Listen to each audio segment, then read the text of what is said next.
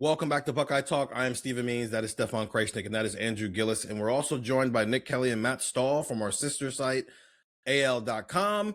And we're going to talk about the thing everybody in college football loves to talk about, the Big Ten versus the SEC, because what else could possibly matter? We're going to be doing all Big Ten versus all SEC to try to put to rest the conversation of who is actually the better conference heading into 2026.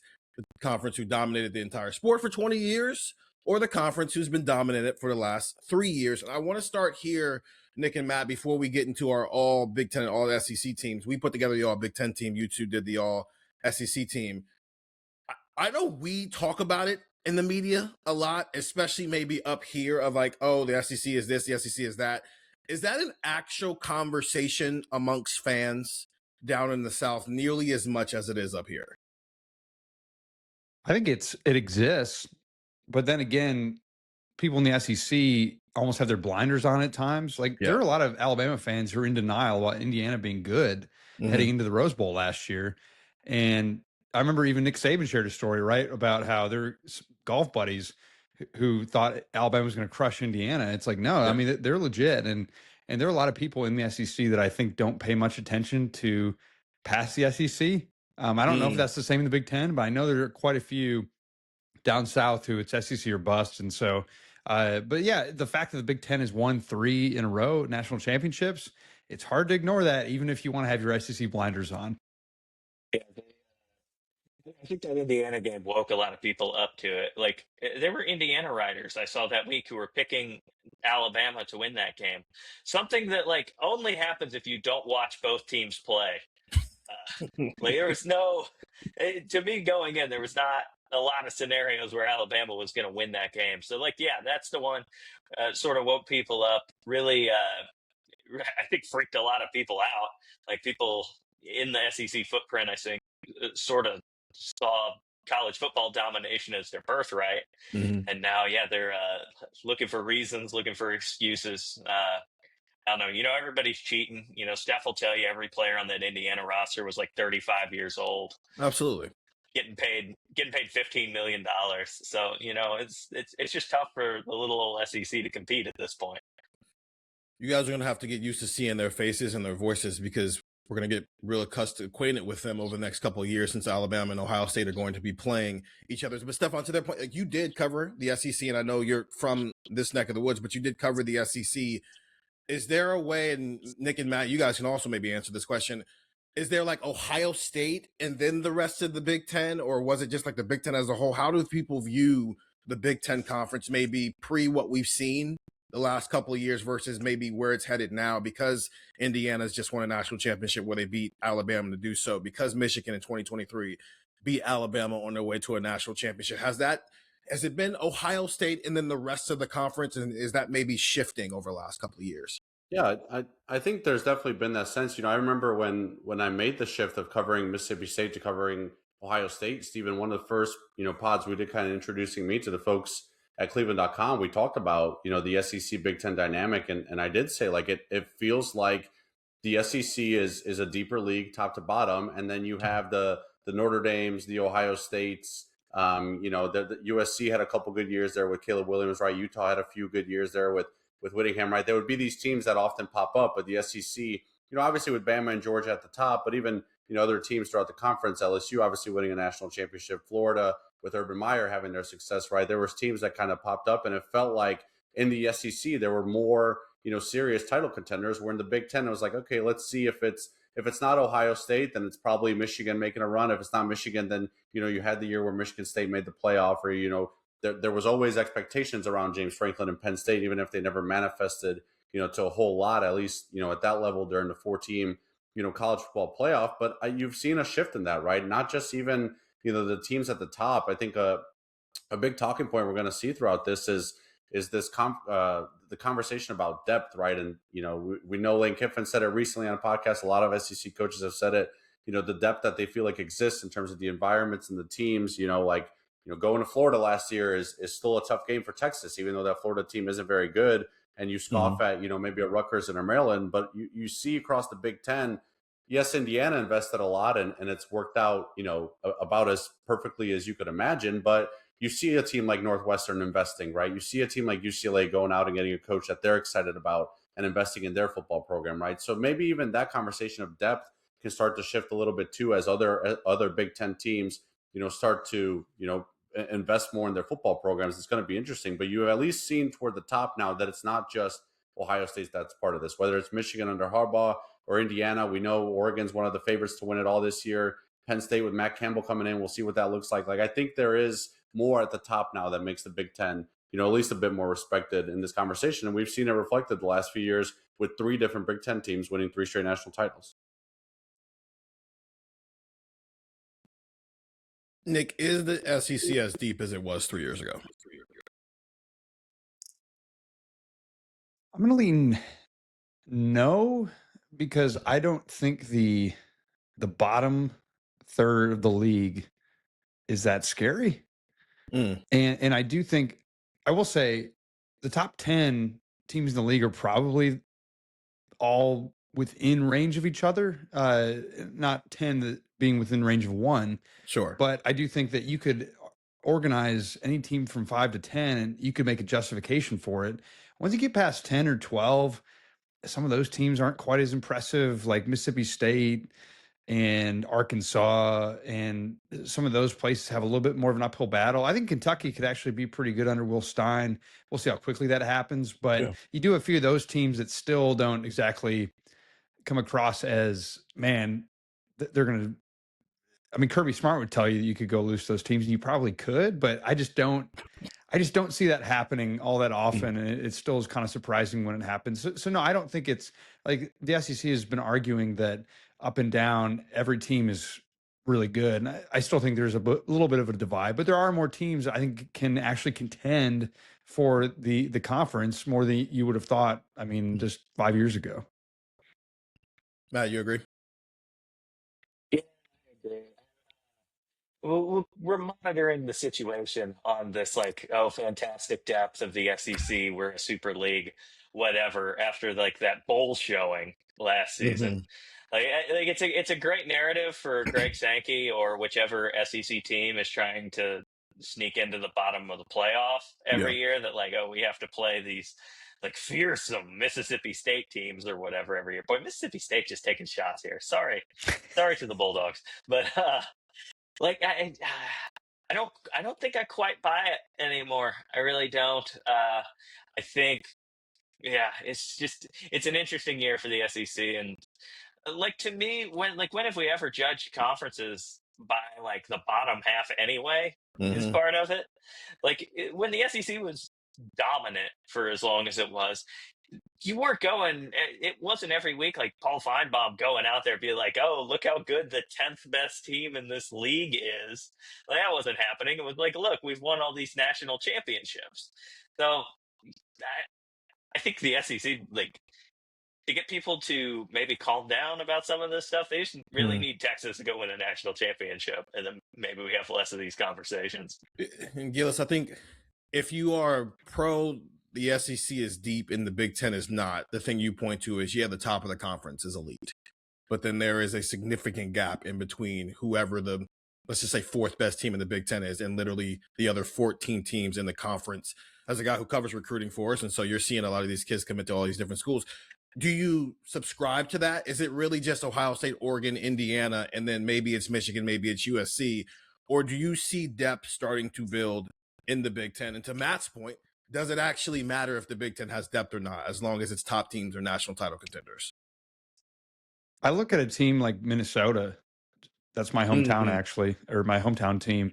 And we got a bunch of Midwest people talking Big Ten SEC. This is great. I know, but like, it's not like I grew up in Columbus or I grew up in Ann Arbor. Like, I grew up in the Twin Cities. So like, it wasn't like, hey, it was Gophers or bust. Like, but I will say, like, the Gophers are a team that they're not probably going to win a title, and they're probably not going to beat the Ohio States, but they do every so often pull off those wins that, they can win those games.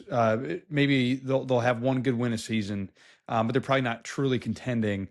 So those teams, I think, are more fascinating to me, because you look at a team like, say, Minnesota took on Vanderbilt, and Vanderbilt, I mean, granted, they won 10 10 games last year. Yeah. I mean, so that maybe not as the best comp, but until they do it without Pavia, I need to see a little bit more to believe it before I'm declaring them an annual top half of the league team. Mm-hmm. I mean, that'd be a compelling matchup. I will say the bottom, like, I don't think you hang your hat on the bottom, but I will say I probably would take Mississippi State over Rutgers in a hypothetical matchup, because we love those down south, talking about those. But I will say too, I think, yeah, it's okay to realize, hey, you've not been as elite as the Big Ten the last few years. Yeah. Go fix it, and then hang your hat on beating them at the top of the league, winning national championships. And don't try to hang your hat right now on, hey, we've got a good bottom half of the league, or our depth is insane. Like, no, just go fix it and work on it. It doesn't have to be a forever thing. But yeah, enough of the talk about the bottom half of the SEC. What do you think, Gillis? Yeah, I think you're right. What kind of real argument and what kind of fire are you really drumming up for, like, oh, look, it's, like you said, Rutgers versus Mississippi State. Like, I think that just kind of goes with whatever argument people want to make, right? I think it's always at the top, but like, I do think there are certain things when you look at maybe the bottom half. See, I think that was your original question. Like, when you look at maybe the middle pack and then Sure. kind of the bottom kind of getting better, like, Zion Ely was a top 10 player in the 26 class, and he's at Maryland.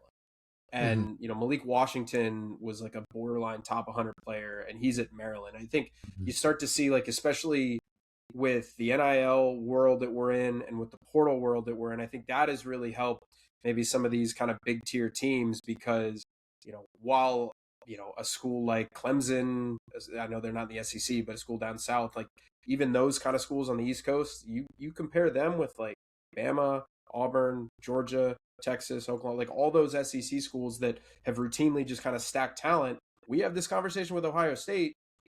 Sometimes it makes a lot of sense for those kids to go to a Virginia Tech, to go to a Pitt, to go to another school, because your priority number 17 for Auburn, your priority number 2 at Michigan State, right? And I think you're starting to see maybe some more talented players. I think we've talked about, like, a leveling off of the sport, but I don't think a leveling off of the sport is just, hey, Malik Washington's at Maryland. That's kind of neat. Hey, Nico Iamaleava is at UCLA. Like, wow, like, that's crazy. No, I think we're seeing, like, Stephen, we talked about it on Recruiting Pod. Kenneth Sullivan, number like 200 something overall safety. Ohio State was in the mix. He's committed to Maryland. Like, I think you're seeing not just maybe high level players every here and there, go to a Big Ten school, go to a lower level school. You're also starting to see maybe some of these 4-star guys who would be depth players, 3rd, 4th year guys that kind of step up and contribute that year. I think you're seeing them play maybe more at some of these quote unquote lower tier schools. I think Nick and Matt are learning very quickly that here on Buckeye Talk, we're very pumped about the 4-8 season that Maryland is about to have this year. We're believers that they've got some talent that can lead them to a good 4-8 record. I think September national champions every single year. Yeah, they're gonna exactly. They're winning every game in September and then no other games. I do think what's interesting is the conversation at the top. I think you can have, and right now the Big Ten probably has the edge here just because of the national titles. Conversation at the bottom right is where the SEC, I think, is claiming a bit that, some of those environments, some of those teams, but it's really the conversation in the middle is kind of the interesting one now, I think, with the playoff, even in its current structure. But obviously, if we're talking 16, 24 teams and expansion, that becomes an even more interesting conversation. And where I think the perception battle still exists for the Big Ten is, and Brett Bielema has been a big voice of this, is a couple of years ago, we're debating Ole Miss, Alabama, South Carolina, which one of those teams can, with 3 losses get into the playoff. And Illinois is not even really part of that conversation because they're ranked below all of them. And then Illinois goes and beats South Carolina in the bowl game. It's like, why was Illinois at 9-3 never part of that conversation? Last year, it's like Vandy's part of the conversation. Like, hey, should they be in the playoff? Iowa's, a few spots below, not really in that conversation. They go and beat Vandy in the bowl game, right? So, and I know, bowl games, you take it with a grain of salt. I know it's not the end all be all, but it's kind of the conversation in the middle is what's interesting to me, is that, we continue to see, you get to the cutoff of the 12 teams in the playoff, and those next, 2-3 teams that we feel like either deserve to be in or should be in, outside of like Notre Dame last year, it's usually an SEC team in that conversation, and the 9-3 Big Ten team's not really in it. and you get to the bowl game and it looks a little different. I think that's kind of where the argument I think exists the most of what exactly the middle pack is. And to be quite honest, I think that's where the true kind of separation between the 16 and the 24 is for the SEC and the Big Ten. Is the SEC sees 16 and they say, hey, that's 3 extra teams for us, no more for the Big Ten. And the Big Ten sees 24 and it says, okay, now our middle pack's in the conversation, and suddenly we're both getting a lot of teams in the playoff. And we don't need to do the whole playoff expansion debate, but I think that middle pack conversation is a big driving force in the perception around the two conferences and why they lean maybe one way or another in the playoff conversation. Last thing, we got Team Big Ten, Team SEC. And we do this thing on this pod every so often, guys, where we kind of tier all the teams in the conference. And our top tier is always natty or bust. And that doesn't mean if you don't win a national championship, then everybody should be fired and you should burn the program down. But it's just what the level of expectation is for that program in a given year. We do it overall, but we also do it by year basis. Who are the teams in the SEC this year? If we asked you guys to tier them, would you put in a natty or bust category? Georgia and Texas, probably. Okay. And that's probably it. Okay. Like Alabama would love to be there, but I don't think not winning a national championship is like going to like ruin things for Kalen DeBoer as long as they, look competent. Okay.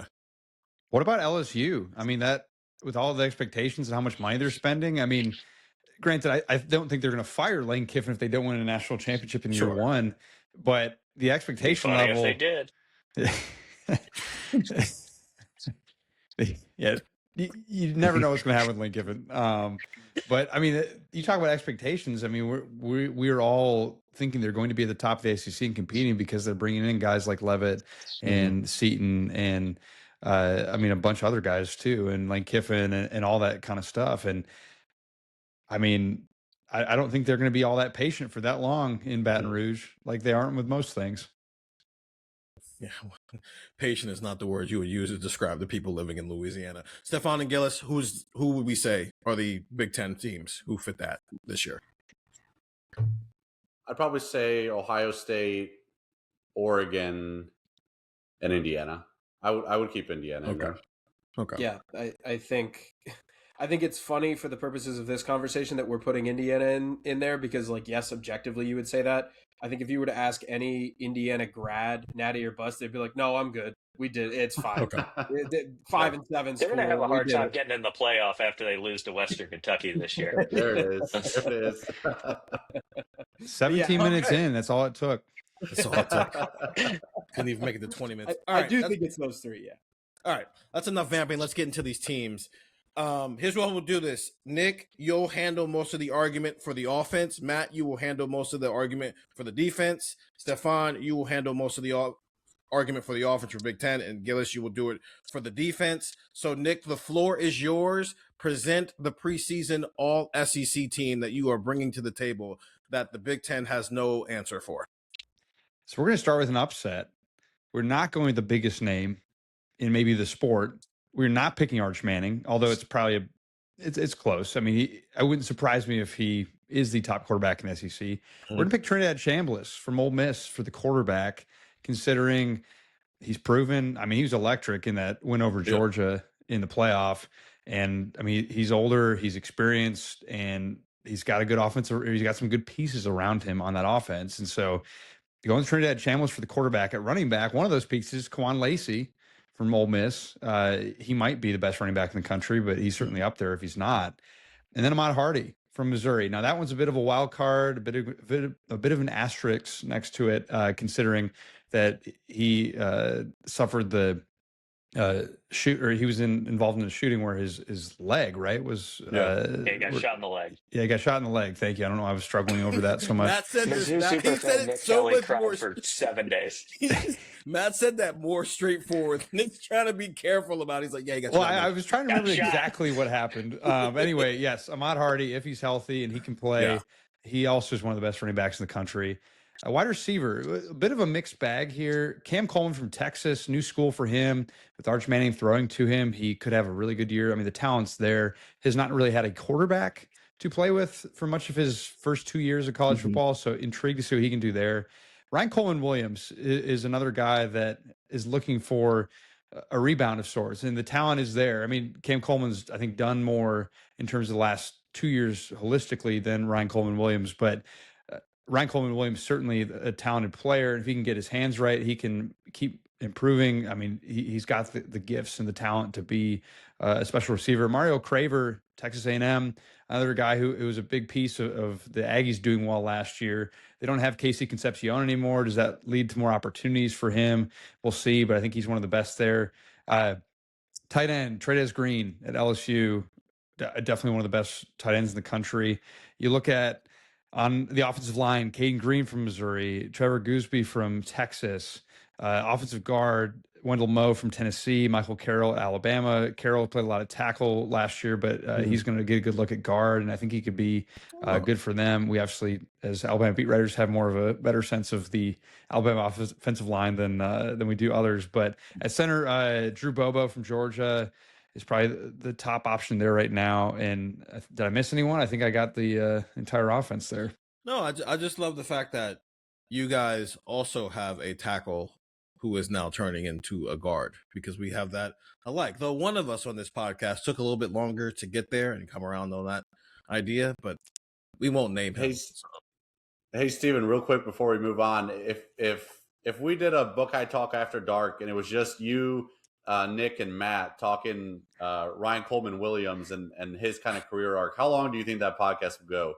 Steven loves talking wide receivers, and he loves kind of the dynamic of Ryan Coleman Williams and kind of what his career is, started as, has become, what it could be. I think Steven could talk to you guys about him for as long as you let him. Yeah, I wasn't going to go there, but now we're here. So let's talk about it for the next hour and a half instead of everything else we were going to do. I do have one serious question about, because he's more than likely not going to be there by the time we're having these conversations a year from now. Blunt as can be, why wasn't that next step taken last year from your guys' perspective? Because listen, JJ is JJ. That's a whole different animal there. But there was an element of like, Jeremiah Smith is the best returning wide receiver in college football. This guy might be number 2. And yet the production wasn't really there to justify that. To now, both of you probably agree that the kid who is now at Cam Coleman, who's now at Texas, who we do get to see this year, is probably the best wide receiver in the SEC. And like, maybe you weren't even 1,000% sure that Ryan Coleman Williams is the second best wide receiver in the SEC. Catch the ball. Ah, that's the big one. He had just some horrendous drops last season. Can't be doing that. That'll hold you back. There's also, I think there's a conversation we should have about whether he was really overhyped based on the results of one game his freshman year. Because if he doesn't make that catch against Georgia, how do we talk differently about Ryan Coleman Williams at this point? Now, obviously, the talent's there. He could still go and be really good, but even the back half of his freshman year wasn't quite as dynamic following that Georgia game. Just interesting conversation to have. He really does need to take that step forward. I think he's put on some weight that's going to help. He needed to get a little stronger last season. But yeah, he just sort of got the yips catching some balls. And that was the main thing to me. If he can hang on to the ball, I think he's in good shape. I know he was a reclass guy. Was that, I don't know how closely you guys followed that recruitment, but was that like an expectation, or was that maybe sprung later on in his process that he was going to show up a year early? I think it was an expectation. Freshman year. Okay. Yeah. Okay. Because I always know those are like hit or miss with the guys who reclassify, right? Because like obviously it worked for Malachi Tony, but we've also seen plenty of guys where it hasn't worked out. Okay, Stefan, present the best Big Ten team that you and Gillis could possibly come up with. I had nothing to do with it, so if people don't like it, you can blame those two and just those two. Am I just doing the offense here? Yep, just offense. All right. At quarterback, we ended up going with Julian Sayin. Kind of interesting. Matt was talking there about the dynamic of trying to figure out whether it was going to be Trinidad Chambliss or Arch Manning, right? I think a lot of folks would first go to Dante Moore at Oregon. We kind of went back and forth on it a little bit. We felt like Julian Sayin was the better player. They were homers. They were homers. It's okay. You can say it. You're homers. Sorry. Anyways, moving on. At running back, we have Jordan Marshall from Michigan and Bo Jackson from Ohio State. I think the running back conversation is kind of interesting between the conferences. At receiver, we have obviously Jeremiah Smith from Ohio State, Charlie Becker from Indiana, and DeCorian Moore from Oregon. At tight end, also from Oregon, we have Jamari Johnson, who kind of has been the consensus, around the country, regarded as the best tight end returning in the country this year. It's going to be interesting watching them replace Kenyon Sadiq, but there's obviously high expectations for what Jamari Johnson can be based on what he showed last year. At offensive tackle, we have Carter Smith from Indiana, returning starter there at left tackle for them. Austin Sareveld for Ohio State. We have him at tackle here. We went back and forth on that. Obviously, we think that he might be a starting guard for them. But for what we know right now is he had an all Big Ten caliber season at left tackle last year, and that's where we have him right now. So we'll see how that changes. At center, we have Carson Hinsman from Ohio State. And I missed offensive guard. At offensive guard, we have Kate Piper from Iowa and Luke Montgomery from Ohio State. So since Stefan and Nick presented the teams, Gillis and Matt get to talk about the teams. Matt, where do you think the SEC has the biggest advantage over the Big Ten from an offensive standpoint? That is a great question. Probably that running back spot. Okay. I like those two guys a lot, but I don't know. I'm going to be bad at arguing this, I think, just because it's a weird comparison to me to just take the best running backs from each conference. Like if you put either of these two teams together, I think they'll be very good. Mm-hmm. But at running back, Kawan Lacey was has been really, really excellent. I think he will continue to be so. And Ahmad Hardy, provided the shooting thing doesn't stop him this season. That guy's a monster. He's really, really good. I mean, they were terrified, I think, of losing him at Mizzou, but he's hopefully back for another season. I know Mizzou super fan Nick Kelly is watching that with just bated breath here. On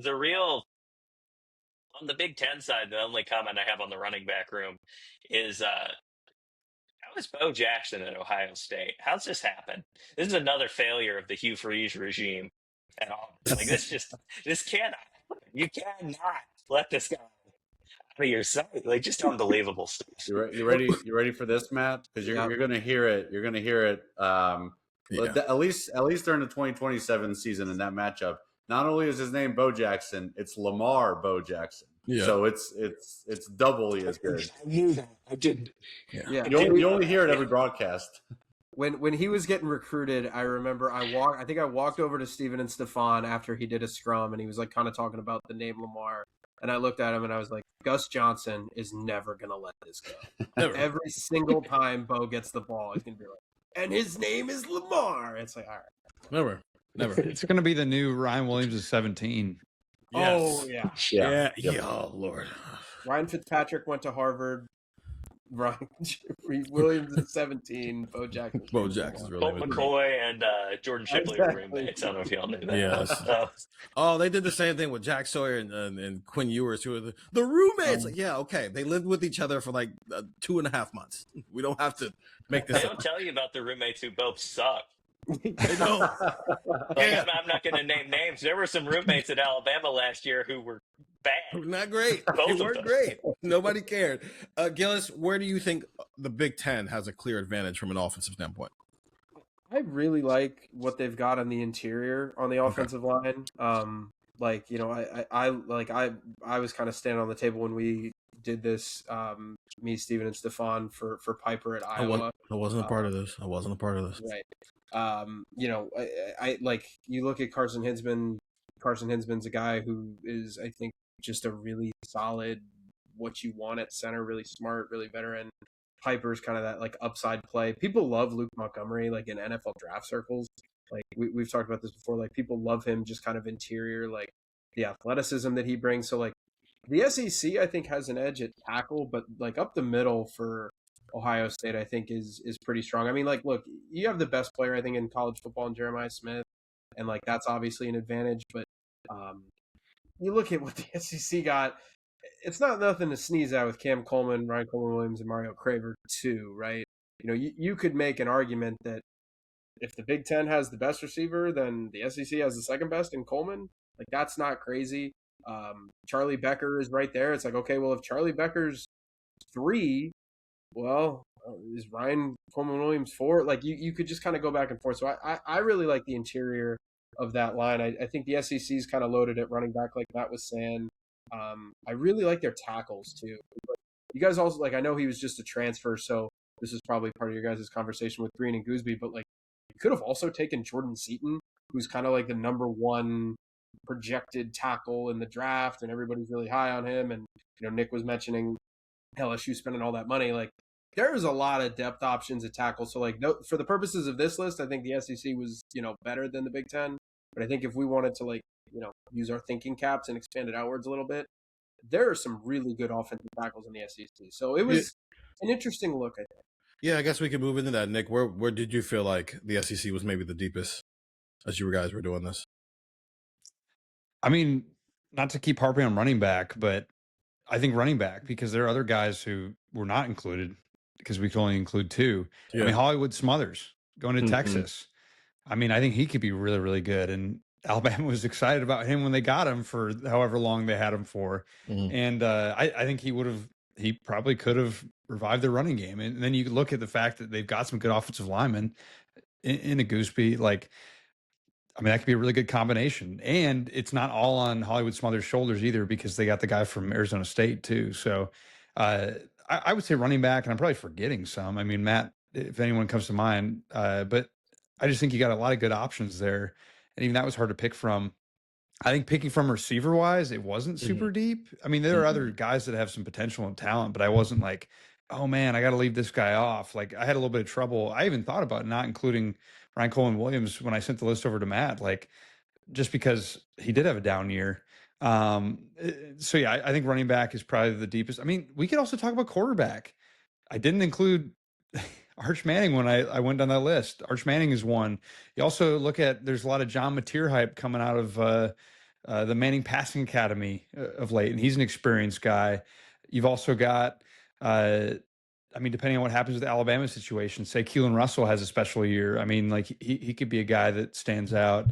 I mean, there are a lot of good options and experienced guys. I mean, Lenore Sellers is back at South Carolina. So quarterback depth I think is actually pretty good in the SEC. And I'm trying to think, I mean, if I would classify it as better than the Big Ten, but certainly there were some good options that we could have picked from for that quarterback spot that weren't Trinidad Chambliss. So, Stefan, let's do both. Like, where do you feel like the Big Ten was the deepest, but also maybe not nearly as deep as you would maybe want it to be? Yeah, where I think they lack depth, and I guess it doesn't really matter a ton for this conversation, but it does feel like at tight end it's kind of Jamari Johnson, and then we'll figure out like who else is particularly good there. I know at Ohio State, people are high about Nate Roberts going into his sophomore season, what he can be, but that's still a relatively unknown, right? You're projecting based off of, he was a decently, rated recruit who, had some experience as a freshman, and now naturally there's going to be a jump going into his sophomore year as a starter, but there are, still some questions there about what exactly that'll look like. And Jamari Johnson's kind of the only one. We didn't even have a discussion, right? And some of that is about how good we think Jamari Johnson could be, but some of that is like, who else in the Big Ten is going to emerge, right? There's some guys who you can circle and say like, okay, we think he's got a chance, but there's not really a lot of certainty at tight end, which is interesting, because I think the Big Ten is a conference that, especially with schools like Penn State and Iowa, you certainly say like, hey, this is pretty good, tradition of tight end play. And I don't know exactly where it is this year. So we'll see what it looks like. Receiver is where I think the Big Ten is locked and loaded, right? Because I think there's, you mentioned, Jeremiah, Charlie Becker, DeCarian Moore. We could have easily made a case for KJ Duff at Rutgers, who's, in some mocks projected to be among, the top 5 wide receivers in the 2027 draft class, right?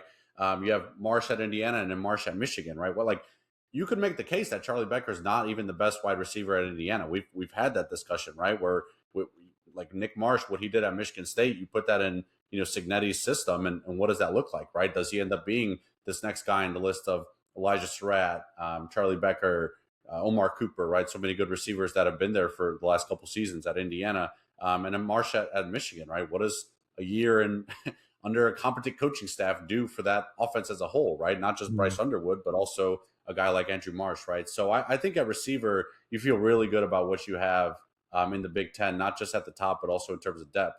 And that's one area where we'll get to SEC's defense and their secondary. I think is really good. It's still going to be a really tough matchup if you put all SEC versus all Big Ten and had those defensive backs have to cover these receivers in the Big Ten. I think it was interesting too, like the dispersal here. Like I don't think we were necessarily quote unquote homers when we looked at this, but we had 6 players on Ohio State that were on the offensive team. We had 2 from Oregon, 2 from Indiana, 1 from Michigan, 1 from Iowa. You look at the SEC on offense. I mean, 2 from Ole Miss, 2 from Missouri, 2 from Texas, 2 from Bama, 1 from A&M, LSU, Tennessee, and Georgia. Like that was very, very tiered. And I just there wasn't, which I just think it's interesting that there wasn't like a team where you're like, whoa, they're loaded. They have so much talent here. It was just, I don't know. I found that interesting that you were able to list all those teams and each guy, a lot of programs are able to be represented, even ones that you kind of look at and are like, we'll see how good they're this year. Okay, then let's move on to the defensive side of the ball. Gillis, you first. You and Stefan alone came together and made this list of defensive players. Who is the all Big Ten preseason defensive team? Yeah, let me read off Steven's team here real quick. At defensive tackle, we have Amari Washington and Tyreek Tucker out of Oregon and Indiana, respectively. Edge rusher, Mateo Ongalele at Oregon and Anthony Smith, Minnesota.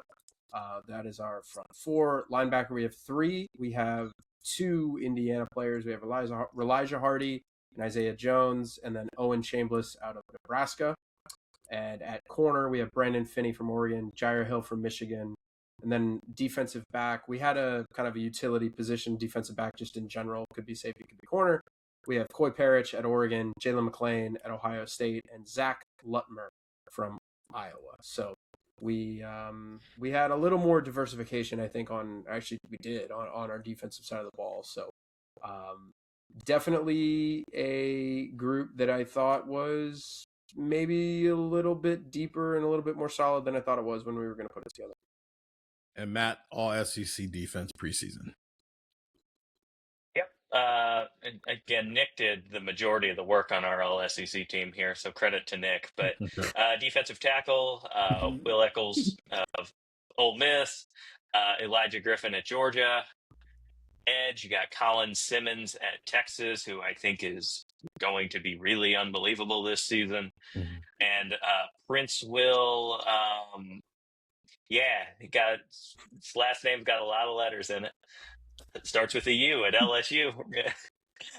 Then linebacker, the 3, Rasheem Biles at Texas, and Terrion Perkins at Ole Miss, and Yanze Pierre at Alabama. Cornerback, Ellis Robinson at Alabama, Ellis Robinson at Georgia, Xavier Brown at Alabama, then KJ Bolden at Georgia at safety, and Bray Hubbard at Alabama at the other safety. And then the utility guy at defensive back, Peyton Bowen at Oklahoma. Okay, so Nick, where do you feel like the SEC defense maybe has the biggest advantage over the Big Ten? I would lean edge just because you could have put Pierre there, Yanze Pierre. I mean, he was another option. I mean, they've got some good depth. They've got some good guys. And again, as Matt said, Colin Simmons could have a really special year. And so they've got really talented guys there. They've got experienced guys there. So I feel pretty good that they're going to be good there. It's not like a lot needs to be proven at the edge spot. I would also look toward the secondary, where you have a couple of the best units in college football. I think that, I mean, you look at just in our backyard, Alabama, where they have several guys who very experienced. Bray Hubbard was, I think, a 3rd-team All-American a year ago, and he was just on the 2nd-team All-American list today for Walter Camp. So, definitely some strengths there. But I have to say edge. I mean, I don't know that you're going to find a better player than Colin Simmons in any conference. And I also think the depth there, I mean, you could pick several guys to be on the edge of that defense. Princewell Umanmielen is how we pronounce Princewell's last name. I do have a question because I think the SEC and the Big Ten both have a player from that 2024 recruiting class who was a 5-star who was like immediately a dude and has probably been the best player at his position since like halfway through their freshman year, you can make a case for. So because one's in the SEC, one's in the Big Ten, I almost want to ask this question. Where's the bigger gap? Jeremiah Smith and whoever the second best wide receiver in college football is, or Colin Simmons and whoever is the second best edge rusher in the country is? Gillis, I want to start with you with that conversation. Who do you think has a wider gap between themselves and whoever the second best player at the position is? Jeremiah Smith and Colin Simmons. Yeah. My hunch would be Jeremiah Smith.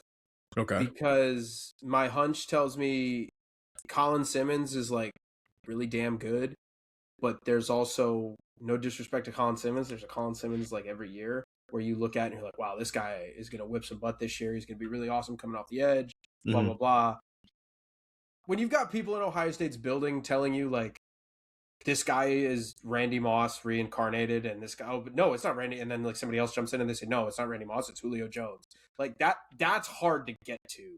And I think that gap of just generational is there for JJ and not for whoever the second best receiver is, whether you want to say that's Cam Coleman, whether you want to say that's Charlie Becker, whether you want to say Corey Moore takes the lead, Ryan Williams, whatever you want to say.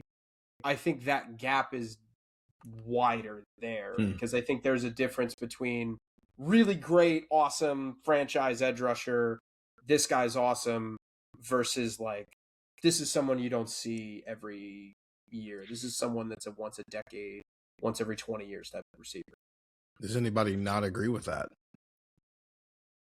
I mean, to Andrew's point, like, if you find anyone in the country who is going to fight you that Jeremiah Smith isn't the best player or the best receiver, maybe the best player, a best receiver, I mean, they're probably wrong. And you're just not going to find those. I mean, the only thing I could think of would be like maybe Cam Coleman has like a super special year because he doesn't live in an offense run by Hugh Freeze and orchestrated by the parade of bums Auburn ran out at quarterback the last several years. Yeah. But like, yeah, I mean, Smith is just so good. Like, it's unbelievable, really. I don't know why they run a play that's not just like throwing to him. Oh, well, and welcome to Buckeye congratulations. Talk. Every Ohio State fan just gave you a follow on Twitter, so there you go.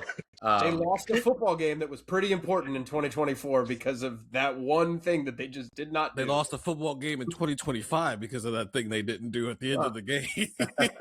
I will say too, like, it does feel like at defensive end, there's maybe more of a level of guys who have had the like production at the college, game before, whether it be, Mateo at Oregon or Princewell, in doing it in the SEC, right? Like you mentioned there, Matt, like what if Cam Coleman just has like this mega big year and it shortens the gap? Like it does feel like there are some things for Cam Coleman left to prove, even as kind of the maybe unquestioned second best receiver in college football, right? At least in that conversation, right? There still feels like there's something to prove, where it feels like with some of the defensive ends, like you kind of know what you got, right? And it's not the level of Colin Simmons. You know what you got, but it's still not Colin Simmons level. But at least there's a baseline to kind of what you're working with there, where I think there are still some questions of like, who's really going to be that second best receiver in college football this year? Who is going to take that next step?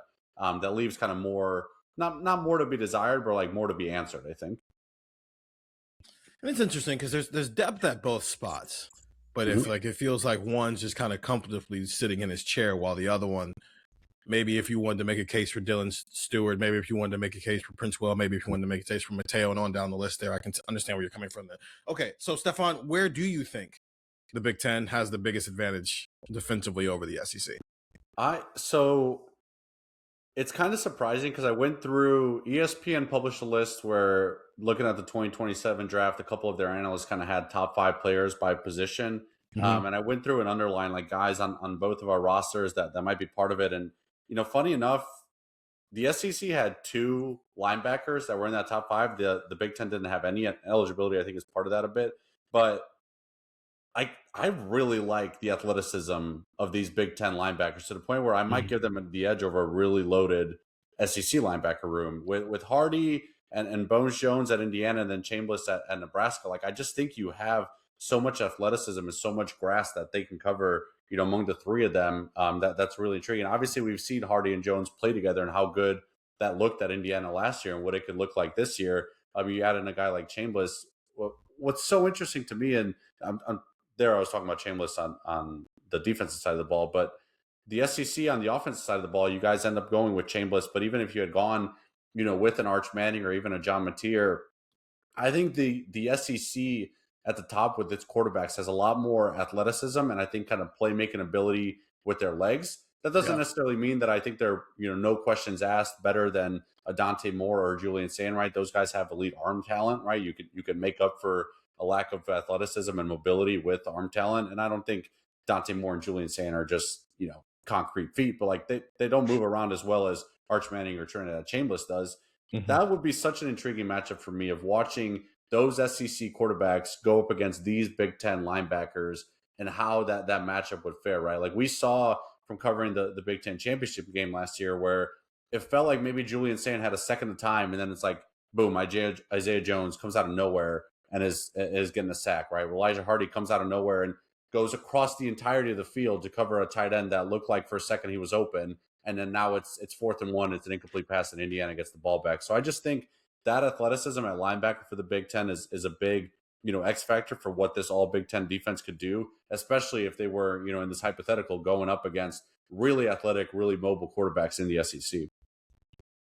So Gillis, I'll ask you this. Where do you feel like the Big Ten was the deepest defensively in terms of there's like 6 or 7 or 8 guys we think could have gone here, and also where you felt like maybe they came up short from a depth perspective? I think from a depth perspective, I think, it's very interesting looking at the defensive line, because we were kind of debating like basically like how many Ducks do we want to put on this list here, right? Like when we were kind of doing this, like, or like I think I've made this. Your answer to the depth question is Eugene, Oregon. Yeah, right, exactly. And like I think that was kind of like that was the conversation we were having, where like when we were kind of like looking at this list, we were like, does Bear Alexander deserve a place on this list? Does Tatum Tuioti deserve a place on this list? Like it was very much like Oregon centric, and I think there's other positions you could point to where we can say I think Jalen McClain is going to be really good. But, I don't know if, that's like a national, hey, he's top 3 safety in the sport right now. Like, I don't know if that's kind of a national thing. Like, it's a similar thing to what we say about Peyton Pierce. Like, he might have a really good year, but that's just not something that we know. So the depth for me for the defensive line was a very interesting conversation on the defensive line just because how many Oregon Ducks there were. But frankly, I think the SEC kind of whipped the Big Ten's butt on the defensive line because as a non-SEC ball knower like Matt and Nick are, I would have assumed that Dylan Stewart was going to be on this list, and he's not. And Dylan Stewart, if Dylan Stewart transferred to Penn State this offseason, we're putting him on the list, right? Why are you sending him to Penn State of all places? I don't know. I just picked a school. Fine. If he transferred to, I hate that guy. If he transferred to Michigan, is that better for our Buckeye Talk listeners? Like, it's more relevant for the Buckeye Talk listeners. If he transferred to anywhere, if we transferred to Purdue, Dylan Stewart, Rutgers, let's go. Yeah, exactly. Oh, by the way, I would love if you could just like disperse that, like Dylan Stewart, go live in Piscataway. See how Dylan, go to the same level of program you're at right now, except it's colder and nobody cares. But like, you're right. But like, you mentioned Eccles and Griffin at defensive tackle. Like David Stone is another really good defensive lineman out of Oklahoma. People really like him. And I thought that the depth kind of with the SEC was just like, whoa, like they're really, really high. And like I said, I would have personally assumed that Stewart's on this list, but the fact that he's not, I think kind of lets you know maybe where things are at. I think Oregon's probably going to have the best defensive line in the country. And I think that certainly helped Ohio State in this regard because Ole Miss, Georgia, Texas, LSU, the 2 guys I mentioned as maybe being like, I would have assumed they would have been on this list and they weren't, are from Oklahoma and South Carolina. So you theoretically were debating 6 guys if those were the first 2 out, and all 6 of them go to different schools. Oregon, we were kind of like, what's the right number to put for Oregon players on this line? How do we not overload this? Like, so I kind of think that the depth from the SEC is not only greater on the defensive line, I think it's just more spread out because I don't know, like Anthony Smith's a really good player at Minnesota. Anthony Smith's not making a list if we're combining these conferences. Like Anthony Smith is not first team, second team, or third team, I don't think, if we're combining the SEC and the All Big Ten. Can't wait till Anthony Smith clips it. I'll say this just real quick, Andrew, about Dylan Stewart, because I thought about him. Yeah. He is a guy who is obviously known, and you guys are talking about him in Ohio. Right. But if you really look at his production, it's not actually as big as some of these other names that we included instead, where, I mean, I think he had 4.5 sacks last year. And I think he might be in that same conversation, if you will, as a Ryan Coleman Williams, where, the talent's there and he can be really good. And if he ended up on an All-American team, it would not surprise me. But right now, let's go with the guys who are studs, who are proven in Colin Simmons and Princewell Yellen. I've got to slow myself down to say it right. And among other guys that we could have picked for that list. And so, he's a fascinating one, to your point. The depth is there, and there's some talented guys that did not make the list that I think are special. And even the whole element of edge versus, linebacker, and how do you want to classify him? Again, Yanze Pierre had 8 sacks a year ago, and there's no reason to believe he can't improve on that. And he's another guy that you could technically put as a defensive lineman if you really wanted to. I think that Dylan Stewart is the epitome of, if we were having an NFL draft conversation, I think everybody's list starts with either him or Colin Simmons. But the NFL draft is in April, and he plays football in August this year. The reason why I think he's so relevant to the Ohio State sphere is because there was a time during his recruitment that people thought he was going to be a Buckeye, and then South Carolina came in and won that recruitment. And it's fine. Listen, the money's a part of the deal here, but that's I think that name is one of the names from that 23 class where it's like, if you're an Ohio State fan, you probably thought he could have been a Buckeye, probably should have been a Buckeye, and he's not. And so now everybody just pays attention to what he has been doing. Mateo was like that as well. There's a kid who was at Georgia, whose name is escaping me, who was just like that. But go ahead, Stefan. I was just going to say, it does feel like there's a little bit of parallels in the Jeremiah Smith, Ryan Coleman Williams conversation to the Colin Simmons, Dylan Stewart conversation, where they're all 4 of them are really prominent, popular names, and at one point they were kind of regarded as 1 and 2 in their position, but the production of one is just, it's hard to ignore compared to the other. Now, it is an even year, which means South Carolina is going to save Shane's job once again. As they do. He's a new Gus Malzahn in a way, where it's like, every other year you want to fire him, but every year that's not one of those, it's like, well, they're knocking on the door of the playoffs. So Nick, it should be a good year for Dylan Stewart. Nick, did you consider that when putting the team together? I'm looking at their schedule now, and I'm kind of like thinking, like, man, they play Tennessee at home. That could be the game that saves his job for another year. Like, you start to kind of run through it, like, which game are they going to play like unreasonably well in, where it's 21-21 in the fourth quarter, and you're like, wait a minute. All I hear is when I don't the Alabama game. All I hear is that November's going to roll around, and I'm not going to have them in my top 25, and South Carolina fans are going to find my mentions again. So, like, I'm here for it. Give me all of South Carolina. Okay. But if Dylan Stewart has a 15 sack season, like, I think you gotta start thinking, if he was gonna be a Buckeye, like, you gotta start thinking, like, is Ryan Day really getting the job done? See, these are things. You gotta.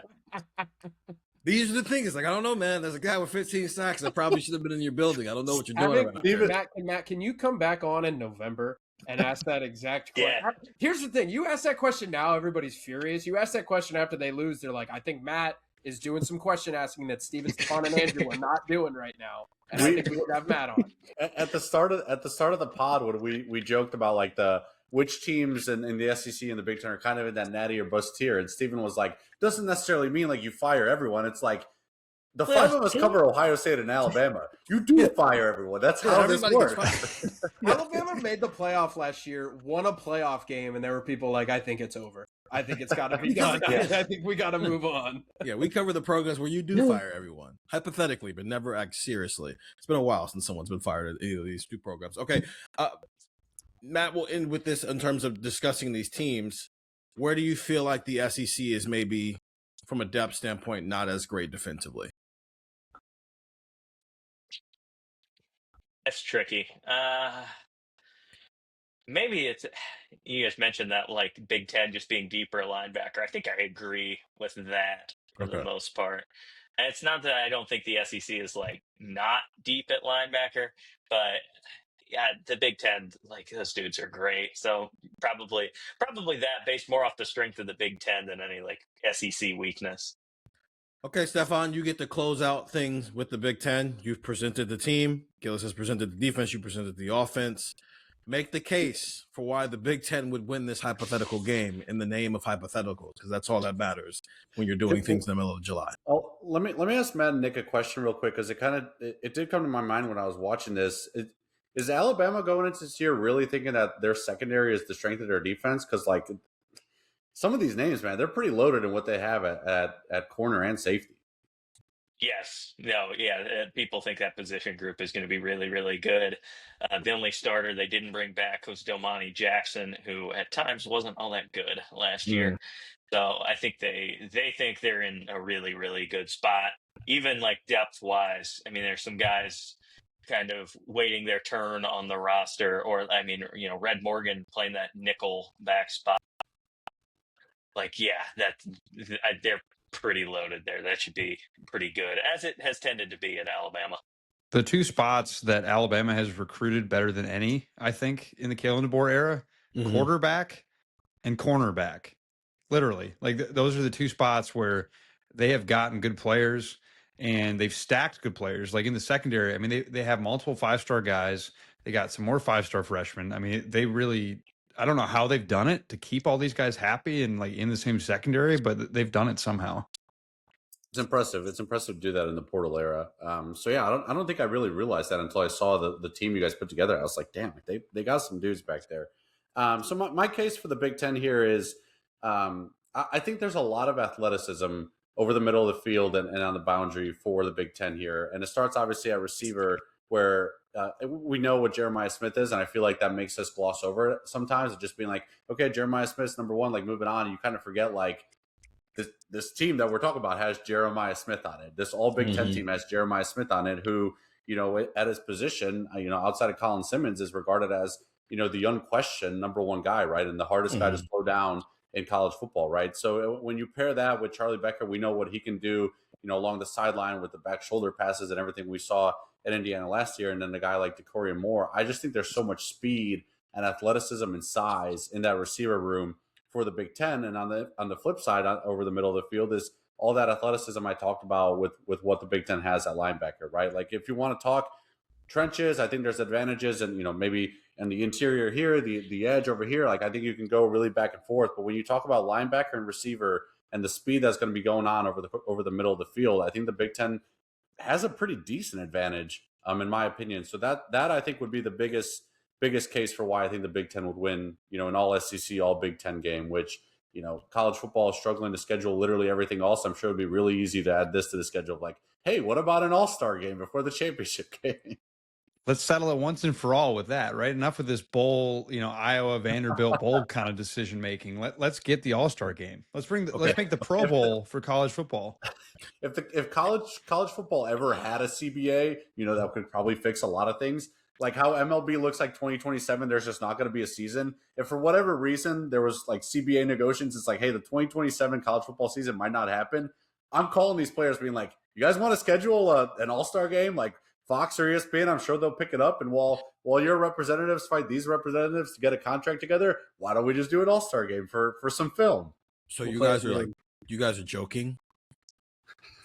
I'm just saying, it's not that crazy of an idea. I've seen guys opt out of way more important games than an all-star game.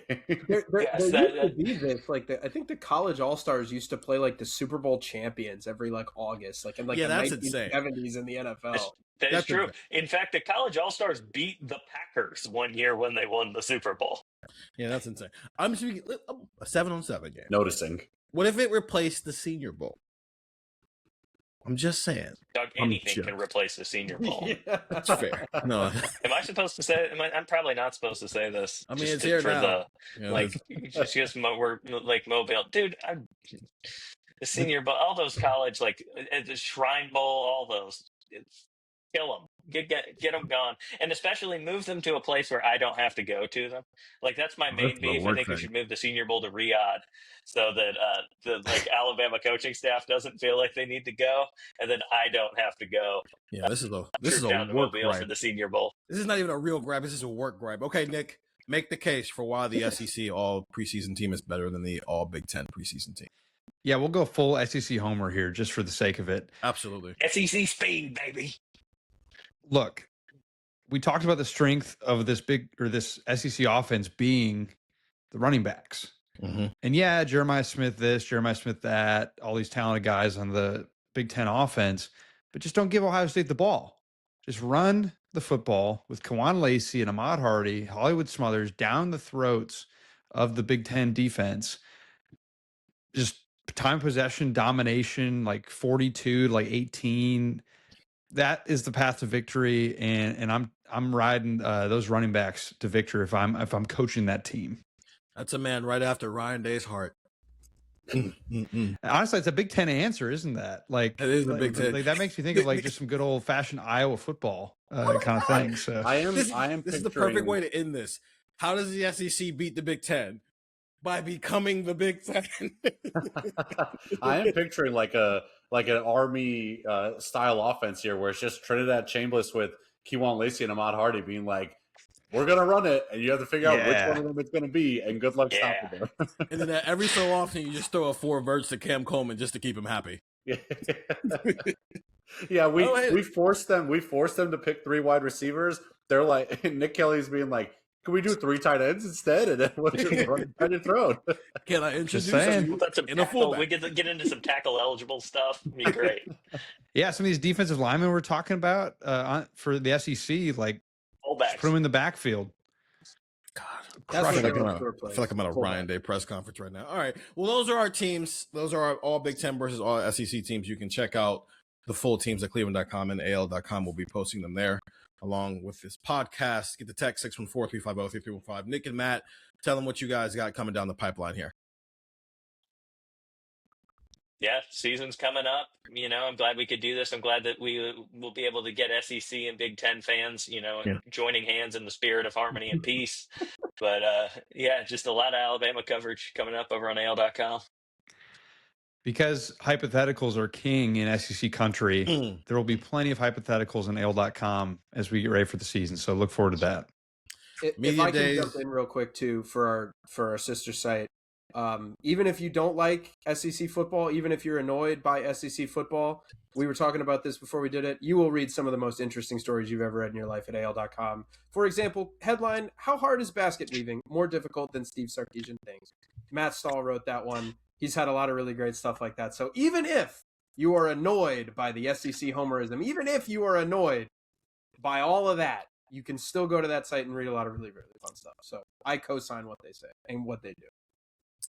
So get the text 614-350-3315, 2-week free trial, $3.99 after that. Big Ten Media Days, SEC Media Days, right around the corner, which will be filled with hypothetical on hypothetical on hypothetical, plus probably some college football playoff talk, because what are Greg Sankey and Tony Petiti but playoff talkers? For Stefan, for Andrew, for Matt, and for Nick, I'm Steven. Talk to you guys later.